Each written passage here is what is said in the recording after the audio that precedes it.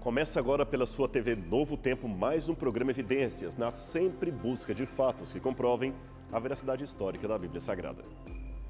Hoje continuaremos nossa breve apresentação das religiões não cristãs e a sua relação com o cristianismo, especialmente quanto ao tema da salvação. Nos programas anteriores, você viu como funcionam as estruturas das principais religiões não cristãs do mundo e quais são as principais linhas de compreensão da divindade que encontramos por aí. Falamos de deísmo, politeísmo, monolatria e outros. Depois apresentamos um breve resumo sobre as crenças e comportamentos da religião hindu.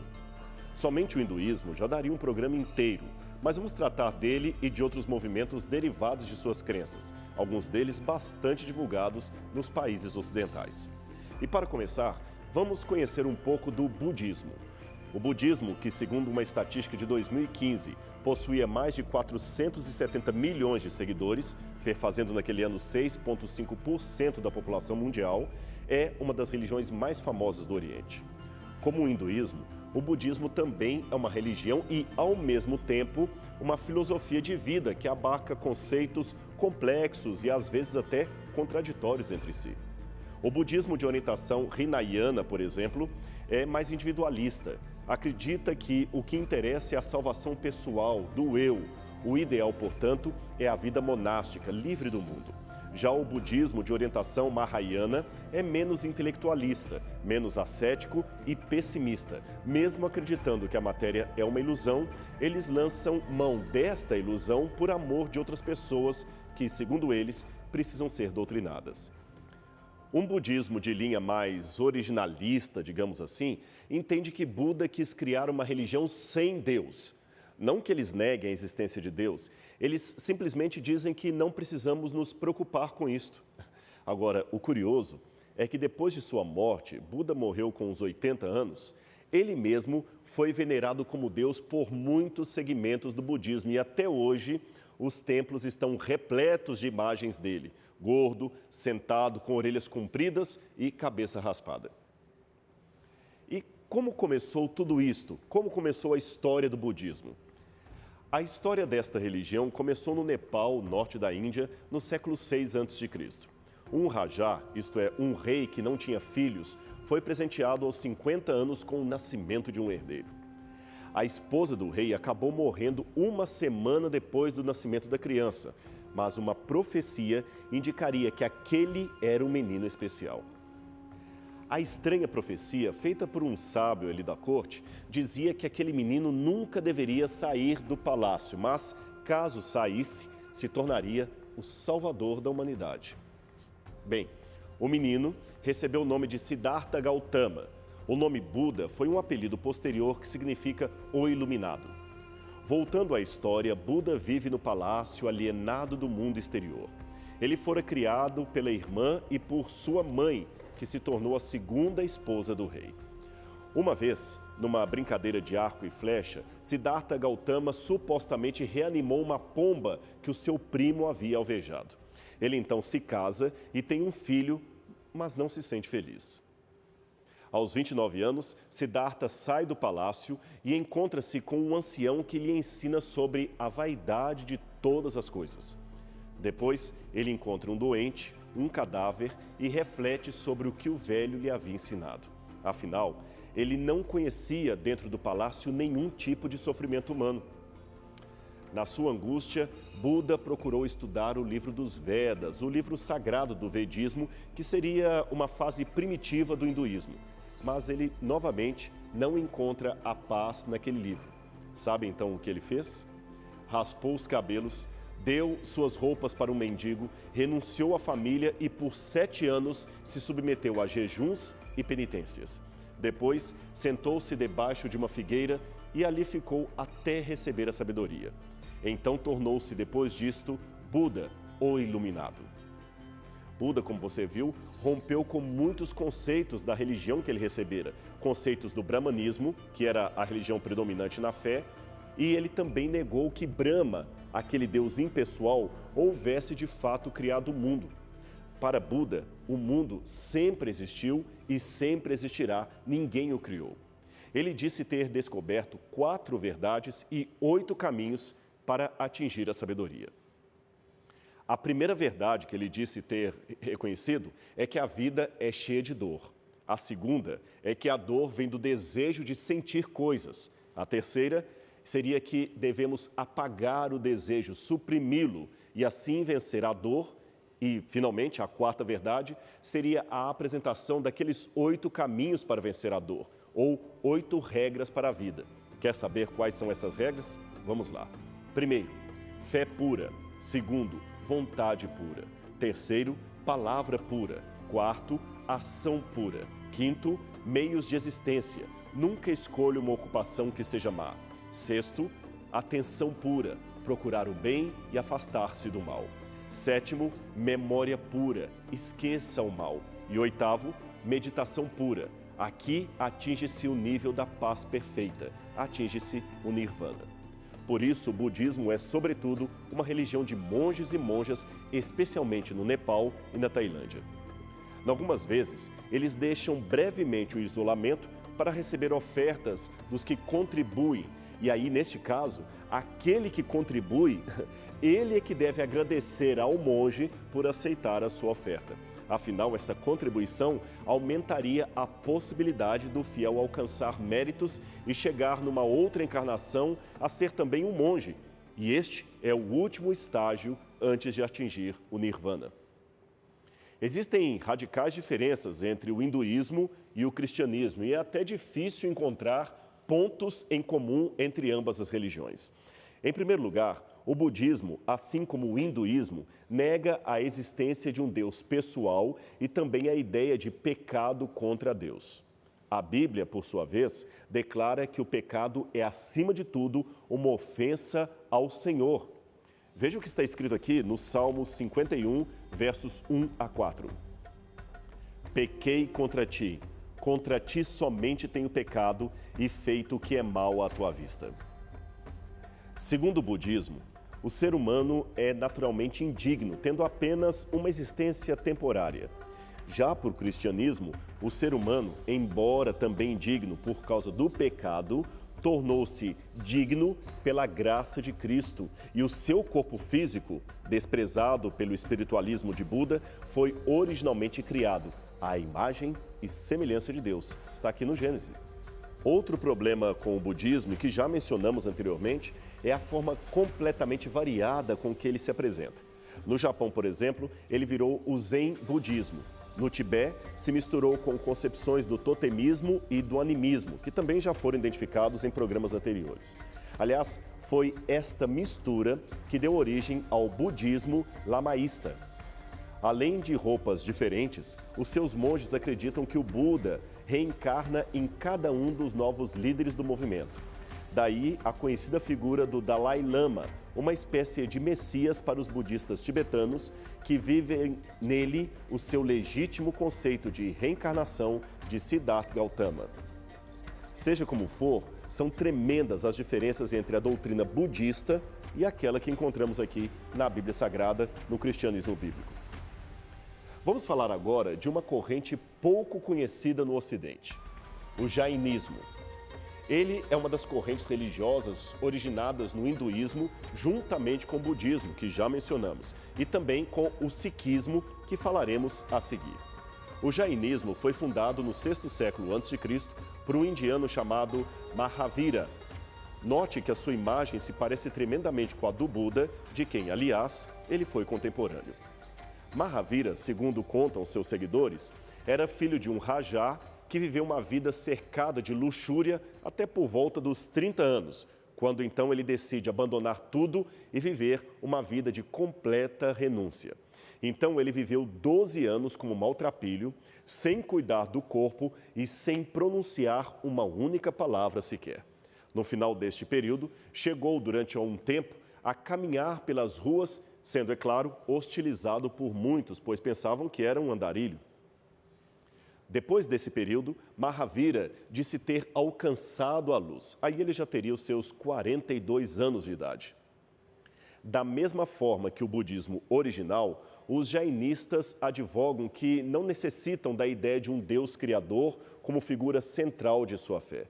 Por outro lado, porém, demonstram tremenda reverência pela vida. Para eles, a sua fé é anterior ao brahmanismo e foi revelada anteriormente para vários escolhidos. O Mahavira, nesse caso, seria um deles. Quanto ao respeito pelas criaturas vivas, um jainista radical considera errada a morte de qualquer ser vivo, seja ele humano ou animal. Não se pode matar nem mesmo um mosquito que pica a sua face ou uma abelha que o ferroa. Não se pode, enfim, nem mesmo pisar num verme. Tudo tem de ser preservado. É por isto que os jainistas seguem um vegetarianismo estrito, constroem hospitais e enfermarias para todo tipo de animal doente, desde cachorros até pássaros e insetos. Eles também não cultivam a terra, não fervem a água, não usam o fogo. Afinal, para eles, tudo isto poderia resultar na morte de insetos e vermes, e eles não desejam matar ninguém. Esta atitude paradoxal de não ter necessidade em afirmar a existência de Deus e, ao mesmo tempo, demonstrar tamanha devoção pelas coisas criadas, lembra muito de perto o que disse o apóstolo Paulo no livro de Romanos, capítulo 1, verso 25, que eu gostaria de ler para você. Pois eles mudaram a verdade de Deus em mentira, adorando e servindo a criatura em lugar do Criador.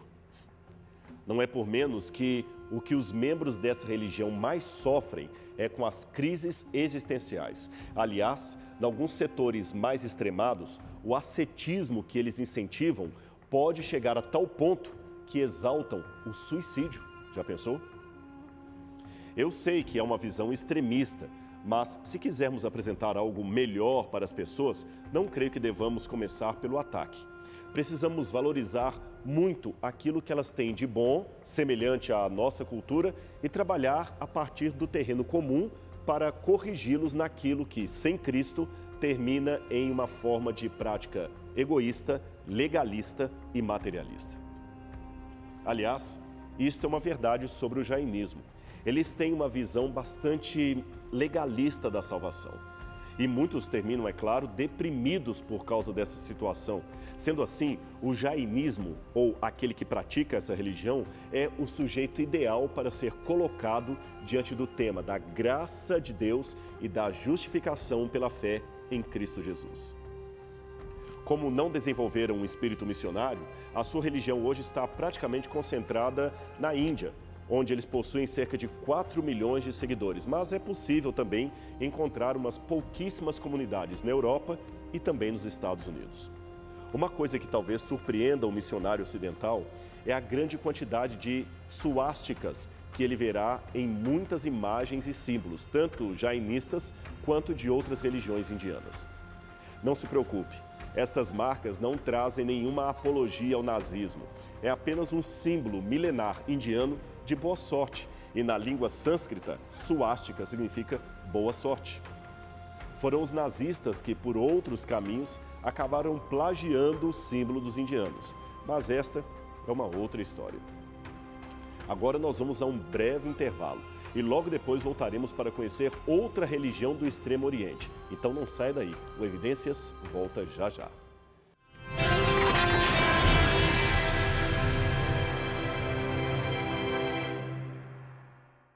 Estamos de volta com o programa Evidências e vamos agora conhecer outra religião bem mais recente. Ela surgiu por volta do século XV d.C. no Punjab, região que hoje está dividida entre o Paquistão e a Índia. Estamos falando do Sikhismo. Quem a fundou foi um guru chamado Nanak, cujo objetivo era revelar o verdadeiro nome de Deus e inaugurar um movimento monoteísta que ajuntasse o hinduísmo e o islamismo numa única religião.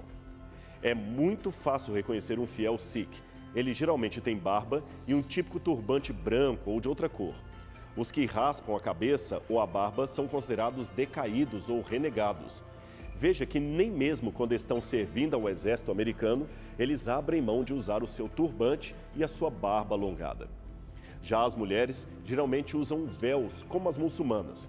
Quanto ao número de seguidores, dizem que existem cerca de 23 milhões de Sikhs em todo o mundo, mas a maioria deles, cerca de 19 milhões, está na Índia, especificamente no estado de Punjab. O restante está espalhado em comunidades Sikhs do Reino Unido, dos Estados Unidos, do Canadá e de Singapura. Com esses números, os Sikhs são a quinta maior religião do mundo e não deixam de ter a sua força política. Em 2004, eles conseguiram eleger este cavalheiro, o Dr. Manmohan Singh, fiel membro do sikhismo, como primeiro-ministro da Índia. E no que o sikhismo acredita propriamente dito?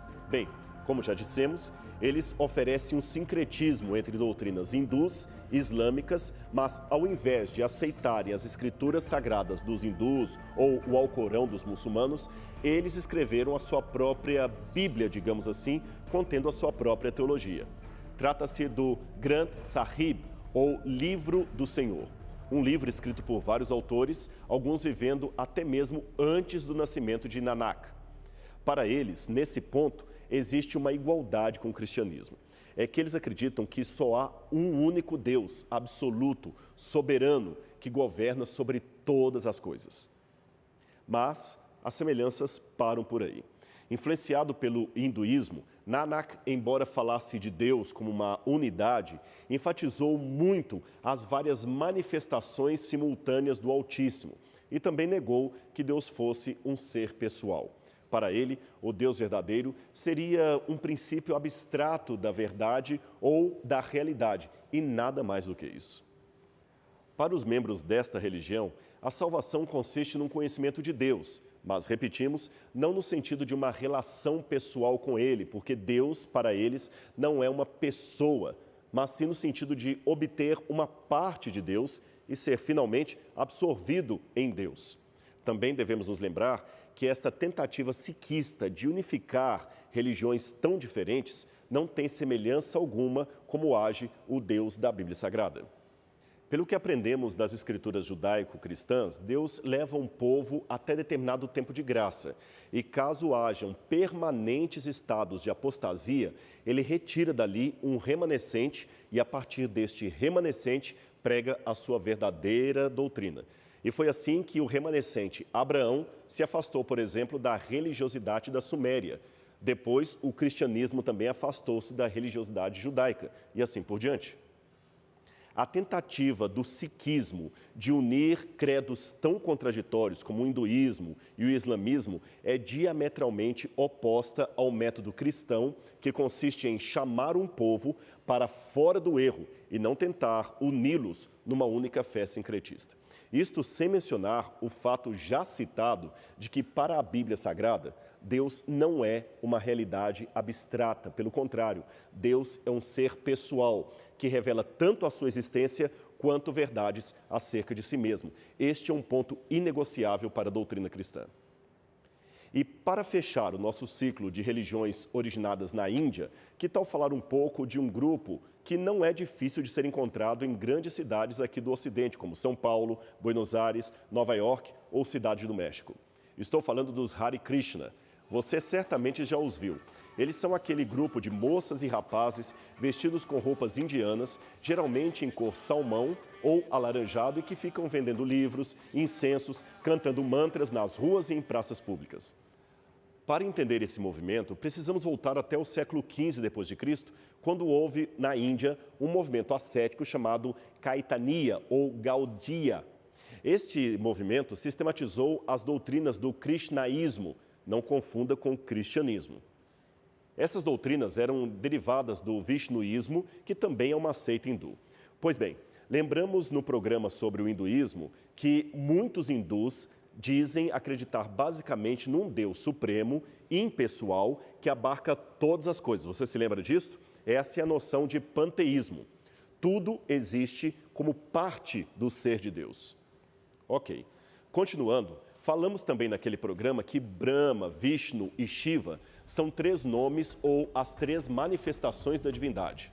Ora, de uma maneira bem simplificada, podemos dizer que vishnuítas acreditam que Vishnu, uma das manifestações do Deus Supremo, manifestou-se uma vez na Terra em forma humana na pessoa de Krishna. Então, alguns hinduístas propuseram o contrário, que Krishna seria o supremo Deus que se manifestou na forma de Vishnu. Um pouco confuso, não é mesmo? Mas não se preocupe, você entenderá. É que nesta nova forma de interpretação, Krishna começou a ser adorado pelos seus seguidores como se fosse Deus. E como ele viveu um dia na Terra em forma humana, a sua história acabou sendo relatada de 1000 formas, na maioria lendárias, e a versão principal estaria no Bhagavad Gita, que, por isto mesmo, seria o livro sagrado dos Hare Krishna. Mas vamos devagar com os fatos para você entender melhor esta religião. Relembrando, Krishna agora era o Deus Supremo que um dia se manifestou em forma humana e então deveria por isso ser adorado. Foi com este pressuposto em mente que esse indiano chamado Bhaktivedanta Swami Prabhupada, falecido em 1977, fundou a Associação Internacional para a Consciência de Krishna e a levou para os Estados Unidos em 1965. Conhecido pela sigla ISKCON, que é a abreviatura do nome do movimento em inglês, o movimento dos Hare Krishna se estendeu por outras localidades do Ocidente e os livros de seu fundador são hoje traduzidos para mais de 50 idiomas. Segundo uma fonte, eles seriam atualmente cerca de 1 milhão de fiéis espalhados por 60 diferentes países. Em 1978 e 1985, mais ou menos, os Hare Krishna foram acusados de fazer lavagem cerebral em seus membros e este realmente é um dos assuntos mais polêmicos envolvendo o grupo e que ainda não foi totalmente esclarecido. Em linhas gerais, eles ensinam basicamente o seguinte: só há um Deus, monoteísmo, mas esse único Deus também se identifica com tudo o que existe, monismo e panteísmo. O que eles querem dizer é que no começo de todas as coisas só existia um ser supremo. Não havia Brahma, nem Shiva, nem estrelas, nem lua, nem sol. Havia apenas Krishna, o criador de todas as coisas. Os deuses hindus são apenas, segundo eles, expansões ou formas de Krishna. Mas aqui vem a diferença maior. Na Bíblia Sagrada, Deus é o criador do universo, mas também é um ser à parte do cosmos, isto é, Deus é uma coisa, o cosmos que ele criou é outra. Agora, já para os Hare Krishna, o universo é uma extensão do corpo do Criador, uma extensão de Deus. Deus e o universo, nessa visão, seriam o único e o mesmo elemento. A seita também professa a doutrina da reencarnação. Para isso, advogam a lei do karma, segundo a qual cada ato que praticamos determinará o gênero de vida que teremos na próxima encarnação. Por exemplo, quem rouba trigo pode ser condenado a voltar como um rato. Quem rouba carne volta como um abutre. Quem é cruel aparecerá na forma de um tigre, e assim por diante. Para eles, os seguidores do Hare Krishna, é o desapego das coisas terrenas que livra as pessoas das muitas reencarnações. Daí entendemos por que Hare Krishna, via de regra, é um sistema que defende as castas, assim como na Índia, um sistema inviolável, porque eles pensam que esta é uma disposição imposta pela lei suprema de Krishna, que rege todo o universo. Outro ensinamento estranho dos Hare Krishna diz respeito à salvação. Para eles, o pecado não é aquilo que nos afasta de Deus, e sim a ignorância. Por isto, para obter o conhecimento que salva, os Hare Krishna acreditam que precisam se sacrificar, autonegar os seus desejos e praticar uma série de atos num rígido esquema de disciplina mental e corporal. Tal entendimento, é claro, nega a necessidade última de um salvador. Quem salva você, no final das contas, é você mesmo, se autodisciplinando em sua mente e em seu corpo. Eles também falam de Jesus Cristo. Dizem que ele é filho de Krishna, mas não é o único. Há muitos outros que aqui vieram como Jesus. Por isso, eles negam a divindade do nosso Senhor e também o seu Salvador, de único Salvador da raça humana. Embora os Hare Krishna advoguem o respeito por toda a forma de religião, eles acabaram se tornando a ramificação indiana que mais pratica o proselitismo no Ocidente. E, por curiosidade, a maioria que se sente atraída por eles são os jovens, especialmente jovens universitários. Novamente, o problema, como você vê, é a consciência da necessidade humana de salvação e também o oferecimento de um outro caminho alternativo de salvação bem diferente e até, eu diria, opositor à doutrina bíblica da justificação pela fé, somada à necessidade humana que não apenas precisa de salvação, mas, acima de tudo, de um Salvador pessoal, que, para nós, seria o Senhor Jesus Cristo, o Cordeiro de Deus que tira o pecado do mundo. Esse foi o programa Evidências de hoje, mas semana que vem voltaremos continuando a apresentar as religiões não cristãs do Oriente. A gente, portanto, se encontra aqui na TV Novo Tempo. Até lá!